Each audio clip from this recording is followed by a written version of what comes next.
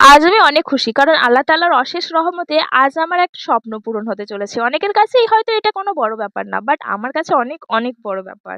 তো আমি আর বর বেরিয়ে পড়েছি বাড়ি থেকে। এখন হয়তো বুঝতে পারছো ব্যাপারটা কি? হ্যাঁ, আজ একটা স্কুটি নিতে এসেছি।